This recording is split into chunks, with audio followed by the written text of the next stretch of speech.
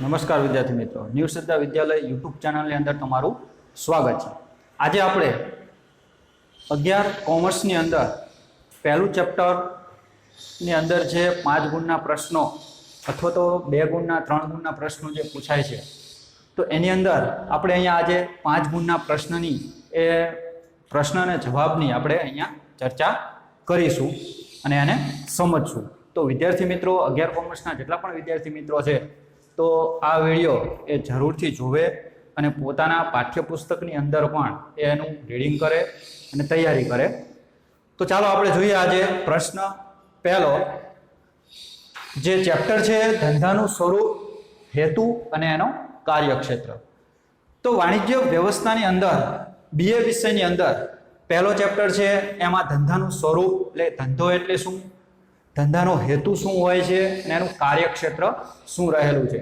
તો એ ચેપ્ટરની અંદર આપણે પ્રશ્ન પહેલો છે, ધંધો એટલે શું, ધંધાની લાક્ષણિકતાઓ ચર્ચો।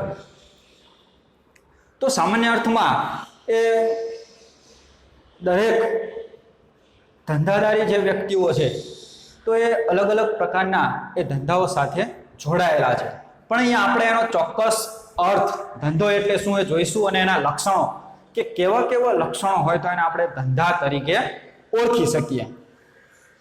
તો આર્થિક પ્રવૃત્તિઓ મુખ્ય 3 પ્રકારે થાય છે કે આપણા જે અર્થતંત્રની અંદર, કારણ કે દરેક દેશના અર્થતંત્ર એ આર્થિક પ્રવૃત્તિ સાથે જોડાયેલા છે અને એનાથી પોતાના દેશનું અર્થતંત્ર છે એ મજબૂત થાય છે। તો એવા 3 પ્રકારો છે એના રહેલા છે, ધંધો, વ્યવસાય અને રોજગાર। તો આ 3 રીતે એ આર્થિક પ્રવૃત્તિઓ છે એ થાય છે અને એનાથી આવક સર્જન છે કરવામાં આવે છે। તો એને આપણે સામાન્ય માહિતી મેળવી લઈએ। ધંધામાં છે આપણને વળતર તરીકે શું મળે છે, તો કે નફો। વ્યવસાયમાં આપણને વળતર તરીકે શું મળે છે, તો કે ફી મળે છે। વ્યવસાય એટલે વકીલ છે, ડોક્ટર છે, શિક્ષક છે, જે ફી મેળવે છે કે જે સેવા કે સેવા આપે છે, તો એના બદલામાં જે વળતર મેળવે છે તો એને વ્યવસાયમાં ફી તરીકે ઓળખવામાં આવે છે। જ્યારે રોજગારમાં છે શું મેળવે છે, પગાર।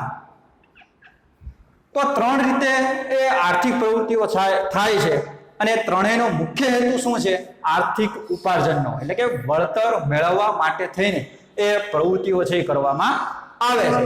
અને ત્રણેયનો વળતરનું જે નામ છે એ પણ અહીંયા અલગ અલગ રહેલા છે। ધંધામાં વળતર તરીકે નફો મળે છે, વ્યવસાયમાં ફી મળે છે અને રોજગારમાં આપણને પગાર મળે છે। તો ચાલો આપણે જોઈએ, અહીંયા ધંધા ઉપર અહીંયા ફોકસ કરશું। પહેલા તો ધંધો એટલે શું, તો ધંધો એટલે શું એનો અર્થ આપણે જોઈએ કે ધંધો એ અંગ્રેજી શબ્દ બીજી ઉપરથી ઉતરી આવ્યો છે।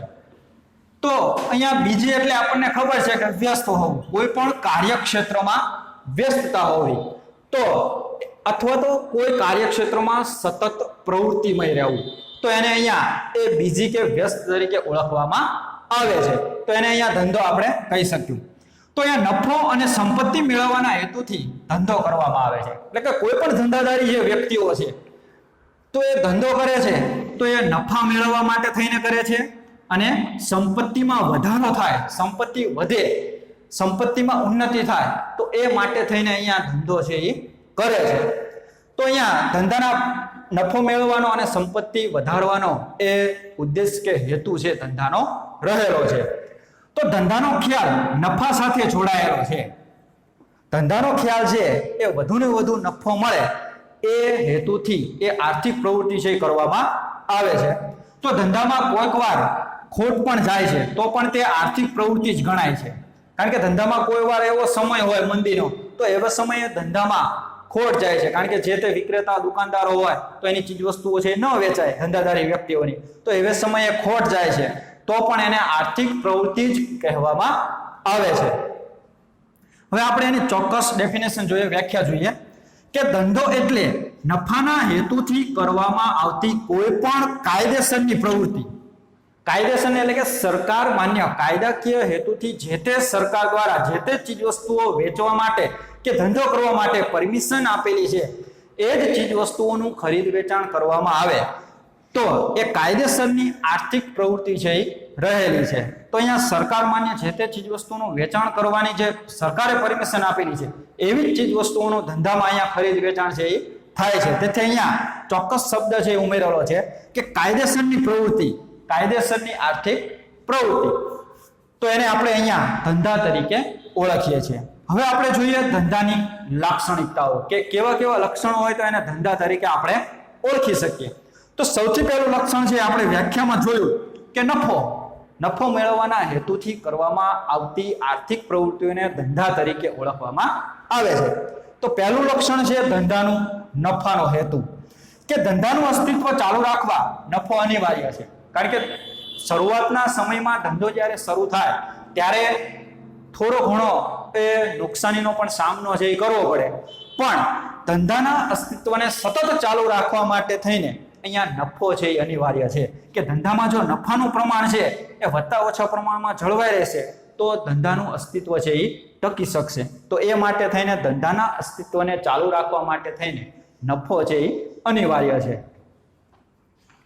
તો વસ્તુ પડતર કિંમત કરતા વસ્તુ કિંમત વેચવામાં આવે એટલે નફો છે થયો કહેવાય. એટલે કે જે ચીજ વસ્તુઓનું ધંધાદારી એકમો દ્વારા વેચાણ કરવામાં આવતું હોય તો એ જ્યારે વસ્તુની પડતર કિંમત કરતા એ વેચાણ કિંમત જ્યારે વધુ હોય ત્યારે નફો થયો કહેવાય. તો આવી રીતના ધંધાદારી એકમો, જે તે ધંધાદારી એકમો છે તો એ નફાના હેતુથી એ ધંધા સાથે જોડાયેલા છે. તો એ પહેલું લક્ષણ છે કે નફાનો હેતુ છે ધંધામાં રહેલો છે. બીજું લક્ષણ છે વસ્તુઓ અને સેવાનો વિનિમય થાય છે. કે જે તે ચીજ વસ્તુ કે વિક્રેતાઓ જે તે ચીજ વસ્તુઓનું વેચાણ કરે છે અને એ સેવાનો વિનિમય કરે છે. વસ્તુ કે સેવા એટલે કે જે વાહન વ્યવહારની સેવા છે, સંદેશા વ્યવહારની સેવા છે, બરોબર, બેન્કિંગ સેવા છે, તો એ સેવાનો અહીંયા વિનિમય છે એ કરવામાં આવે છે. તો વસ્તુ અને સેવાનો વિનિમય એ બીજું લક્ષણ છે ધંધાનું રહેલું છે. ભાઈ ધંધાના લક્ષણમાં એ વસ્તુ અને સેવાઓનો અહીંયા ખરીદ વેચાણ એટલે કે આપલે છે એ કરવામાં આવે છે. ભાઈ જે તે ચીજ વસ્તુ છે એ ગ્રાહકોને વેચવામાં આવે છે અને ગ્રાહકો પાસેથી વળતર કે કિંમત છે એ મેળવવામાં આવે છે. ત્રીજું લક્ષણ છે ધંધાનું જોખમ અને અનિશ્ચિતતા રહેલી છે. કારણ કે ગમે તે ક્ષેત્રનો ધંધો હોય તો એ ધંધાની અંદર જોખમોનું અસ્તિત્વ છે એ રહેલું છે અને એ જોખમો પણ અનિશ્ચિત હોય છે કે ગમે ત્યારે એ જોખમો છે ધંધામાં આવી શકે છે. તો ધંધામાં જોખમો અને વળતરની અનિશ્ચિતતાનું તત્વ છે એ રહેલું છે. ભાઈ કોઈ વાર નફો પણ થાય, કોઈ વાર છે ખોટ પણ ભોગવવી પડે. તો અહીંયા જે તે જોખમો છે કે માનવસર્જિત જોખમો પણ રહેલા છે, કુદરતી જોખમો પણ રહેલા છે. માનવસર્જિત જોખમોમાં આપણે જોઈએ તો ચોરી, લૂંટફાટ છે, છેતરામણી છે, તો એવા પણ ધંધામાં એ બનાવો છે એ બનતા હોય છે અને એનાથી ધંધામાં એ વારંવાર કે અમુક સમયે ખોટ છે એ ભોગવવી પડે. ત્યારબાદ જે કુદરતી જોખમો છે, ભાઈ પૂર છે, સુનામી છે, ભૂકંપ છે, અથવા તો જે વિવિધ પ્રકારની કુદરતી આફતો આવતી હોય તો એના કારણે પણ આપણા ધંધામાં આપણને નુકસાન છે એ જઈ શકે છે. તો અહીંયા ધંધામાં જોખમો અને અનિશ્ચિતતા રહેલી છે કે ગમે ત્યારે એ જોખમો છે એ આવી શકે છે. ચોથું લક્ષણ છે ધંધાનું દૃષ્ટિકોણનું સર્જન, કે ધંધામાં એ દૃષ્ટિકોણનું સર્જન છે કરવામાં આવે છે. દૃષ્ટિકોણ એટલે કે જે તે ચીજ વસ્તુઓ ધંધાદારી એકમો દ્વારા વેચવામાં આવે છે તો એનાથી ગ્રાહકને એ સંતોષ મળવો જરૂરી છે. જે સંતોષ ગ્રાહકને મળે છે તો એને અહીંયા દૃષ્ટિકોણ તરીકે ઓળખવામાં આવે છે. તો વસ્તુ અથવા સેવાની ઉપયોગિતા દ્વારા તેનો વપરાશ કરનારને સંતોષ આપવો તો એને દૃષ્ટિકોણ કહેવામાં આવે છે. કે જે તે ધંધાદારી એકમો દ્વારા કે વેપારી દ્વારા કે જે તે ચીજ વસ્તુ કે સેવાઓનું ગ્રાહકને વેચાણ કરવામાં આવે છે તો એનાથી જે ગ્રાહક વપરાશ કરે છે ચીજ વસ્તુ કે સેવાનો તો એનાથી એને એ પૂરેપૂરો સંતોષ મળે છે અને એને અહીંયા એ દૃષ્ટિકોણ કહેવામાં આવે છે. તો ધંધાદારી એકમો દ્વારા અથવા તો ધંધા દ્વારા દૃષ્ટિકોણનું સર્જન કરવામાં આવે છે. તો દૃષ્ટિકોણ છે ત્રણ રીતે અહીંયા આપવામાં આવે છે. પહેલું છે સ્વરૂપ દૃષ્ટિકોણ, કે ધંધાદારી એકમો કાચા માલનું તૈયાર માલમાં રૂપાંતર કરે છે અને તે વપરાશ યોગ્ય બનાવે છે ત્યારે તેને સ્વરૂપ દૃષ્ટિકોણ કહેવામાં આવે છે. દાખલા તરીકે કાચો માલ સામાન આપણે ગણીએ તો કાપડનું ઉત્પાદન કરવા માટે એ કાચો માલ સામાન તરીકે એ કપાસની જરૂરિયાત રહેલી છે. તો એ કપાસમાંથી તૈયાર માલ બનાવવામાં આવે, કાપડ બનાવવામાં આવે, કાપડમાંથી વસ્ત્રો બનાવવામાં આવે, ત્યારે એ વસ્ત્રો જ્યારે ગ્રાહકો ખરીદે, એનો ઉપભોગ કરે, ત્યારે એ સ્વરૂપ દૃષ્ટિગુણનું સર્જન એ ધંધાદારી એકમ દ્વારા થયું કહેવાય. બીજું દૃષ્ટિગુણ છે સ્થળ દૃષ્ટિગુણ, કે માલના ઉત્પાદન સ્થળેથી ઉપભોક્તાના સ્થળ સુધી લઈ જવામાં આવે ત્યારે અહીંયા સ્થળ દૃષ્ટિગુણનું સર્જન થાય છે. જેમ કે આપણે જમ્મુ કાશ્મીરના જે સફરજન છે તો એ દેશના અલગ અલગ રાજ્યોમાં પહોંચાડવામાં આવે તો એ અહીંયા સ્થળ દૃષ્ટિગુણનું સર્જન થયું કહેવાય. તો આવી રીતના ધંધાદારી એકમો છે એ દૃષ્ટિગુણનું સર્જન પણ કરે છે. ત્રીજું દૃષ્ટિગુણ છે સમય દૃષ્ટિગુણ, કે માલની જરૂરિયાત જ્યારે ન હોય, કે માર્કેટમાં કે સિઝન પ્રમાણે જે તે ચીજ વસ્તુની જરૂરિયાત જ્યારે ન હોય ત્યારે એને સંગ્રહ કરવો અને જરૂર જણાય કે જે તે સમયે જરૂર જણાય તો એ સમયે ગ્રાહકોને વેચવો, તો એને સમય દૃષ્ટિગુણનું સર્જન થયું કહેવાય. કે માલની જરૂરિયાત ન હોય ત્યારે તેનો સંગ્રહ કરી જરૂરિયાતના સમયે પૂરો પાડવામાં આવે ત્યારે એ સમય દૃષ્ટિગુણનું સર્જન થયું કહેવાય. તો આવી રીતના ધંધાદારી જે પ્રવૃત્તિ છે, ધંધાદારી એકમો છે, તો એ દૃષ્ટિગુણનું સર્જન કરે છે. અને દૃષ્ટિગુણ છે એ 3 પ્રકારે રહેલા છે: સ્વરૂપ દૃષ્ટિગુણ, સ્થળ દૃષ્ટિગુણ અને સમય દૃષ્ટિગુણ. કે જે સમયે ગ્રાહકોને જે વસ્તુની જરૂરિયાત હોય તો એવે સમયે એ ધંધાદારી એકમો છે આપણને વસ્તુ છે પૂરી પાડે છે. જેમ કે આપણે અત્યારે જોઈએ કે ફટાકડાની જરૂરિયાત છે તો એવે સમયે ધંધાદારી એકમો આપણને ફટાકડા પણ એ પોતાની દુકાનમાંથી કાઢીને આપતા હોય છે. તો અહીંયા સમય દૃષ્ટિગુણનું સર્જન છે એ ધંધાદારી એકમો કરે છે. 5મું લક્ષણ છે ધંધાનું, પ્રવૃત્તિઓનું સાતત્ય છે એ જળવાવું જોઈએ. કે જે તે ધંધાદારી એકમો જે ધંધા સાથે જોડાયેલા છે તો એ ધંધાનું એ સતત સાતત્ય છે એ જળવાવું જોઈએ. ધંધો બંધ થવો ન જોઈએ. અથવા તો બીજો કોઈ, દાખલા તરીકે કોઈ ધંધાદારી વ્યક્તિ છે, હવે પોતાના માટે જે મકાન બનાવે છે, મકાન ખરીદે છે, હવે એ મકાન પાછું નફો મળે છે તો અન્ય વ્યક્તિને વેચી દે છે, તો એ ધંધો કહેવાશે નહીં. કારણ કે એનું અહીંયા ધંધાનું સાતત્ય છે જળવાતું નથી. કે ધંધાદારી વ્યક્તિ જે ધંધા સાથે જોડાયેલો છે, આ કોઈ બિલ્ડર હોય, કોઈ બિલ્ડર છે મકાન બનાવીને વેચતો હોય તો એ એનો ધંધો છે, તો એને એનું સાતત્ય છે જળવાય છે. તો અહીંયા જે તે ધંધાદારી પ્રવૃત્તિઓનું સાતત્ય છે એ જળવાવું જોઈએ. જે તે ધંધા સાથે જોડાયેલા હોય તો એ ધંધામાં એ સતત એ કાર્યરત છે હોવું જોઈએ. તો અહીંયા ધંધામાં વ્યવહારો નિયમિત અને સતત થતા રહે છે અને ધંધો સતત રીતે ચાલતી આર્થિક પ્રવૃત્તિ છે.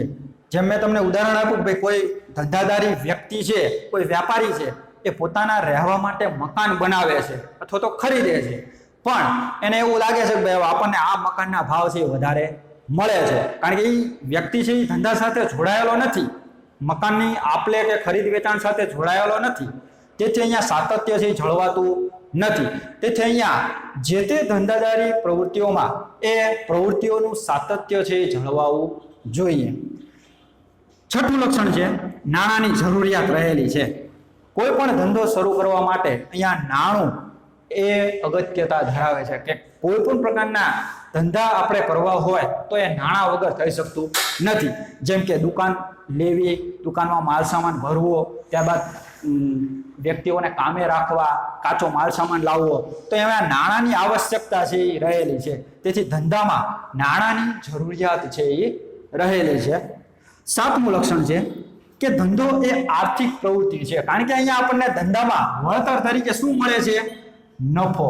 તો જે તે ક્ષેત્રમાં વળતર મળતું હોય કે વળતરની અપેક્ષાએ કરવામાં આવતી જે પ્રવૃત્તિ છે તો એને આર્થિક પ્રવૃત્તિ કહેવામાં આવે છે. તેથી ધંધો પણ એ એક આર્થિક પ્રવૃત્તિ છે એ રહેલી છે. તો વિદ્યાર્થી મિત્રો, આપણે આ જે પ્રશ્નના જવાબનો અભ્યાસ કર્યો છે તો એનું તમે ઘરે બેઠા છે એ વાંચન કરજો અને તૈયાર કરજો. અને કોઈ પણ પ્રકારના જો પ્રશ્ન હોય તો તમે કોમેન્ટ પણ કરી શકો છો. અસ્તુ. જય ગુરુદેવ.